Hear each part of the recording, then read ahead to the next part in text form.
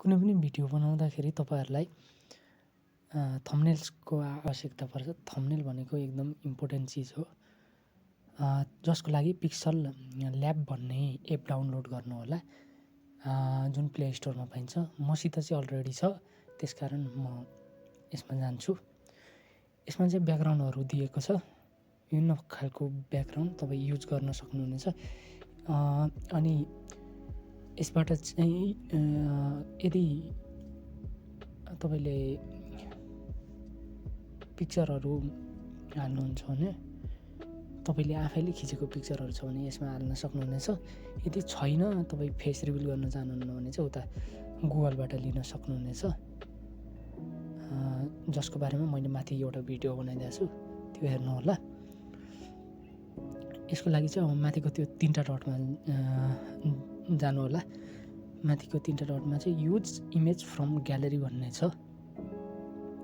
अब मैले चाहिँ कपिराइट फ्री इमेजहरू डाउनलोड गरेर राखेको छु, थम्बनेल्सहरू, जुन चाहिँ म युज गर्छु। यो चाहिँ म 16:9 गर्छु, किनभने युट्युबको थम्बनेल भनेको 16:9 हो। अनि त्यसलाई यसमा यो तपाईँले जसरी पनि लेख्न सक्नुहुन्छ, बाङ्गे टेढे जस्तो बनाएर नि। म चाहिँ यसमा फिट गर्ने छु, यो मोबाइलमै फिट गरिदिन्छु, किनभने त्यहाँ फिट गर्दाखेरि एकदम राम्रो देखिन्छ जस्तो लाग्छ मलाई।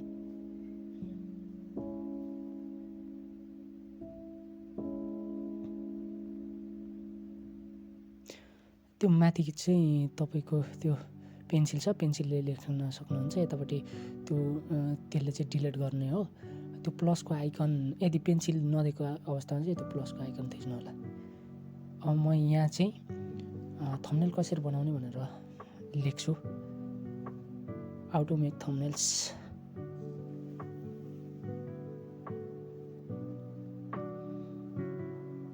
हामी थम्बनेल कसरी बनाउनु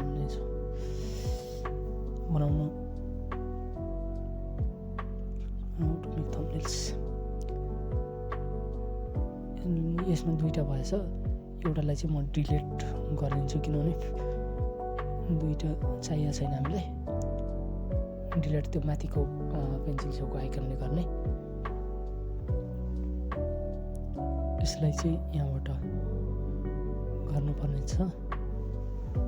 तपाईँहरूले भिडियो फोटो डाउनलोड गर्दा चाहिँ गुगलबाट कपिराइट फ्री फोटोहरू डाउनलोड गर्नु होला। थम्बनेलको लागि मात्र तपाईँहरूको भिडियोमा कपिराइट आउनेछ। त्यहाँ क्रिएटिभ कमन फोटोहरू दिएको हुन्छ, त्यो डाउनलोड गर्नु होला।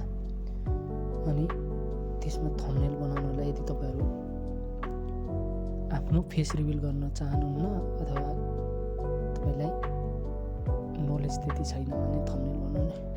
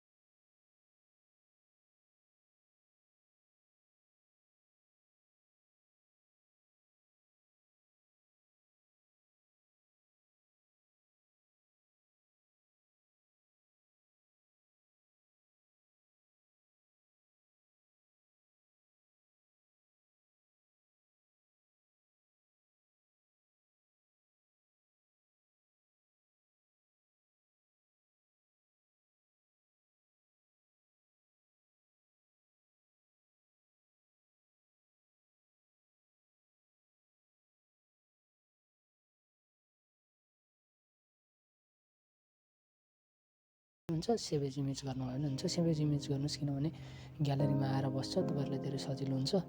अनि सेभ टु अ ग्यालेरी गरिदिनुहोस्, अनि तपाईँको थम्बनेल रेडी हुन्छ। सामान्य थम्बनेल रेडी हुन्छ। तपाईँहरूले यो इङ्ग्लिसको ठाउँमा नेपाली पनि लेख्न सक्नुहुन्छ, जसको लागि तपाईँहरूले नेपाली किवर्ड डाउनलोड गर्नुहोला।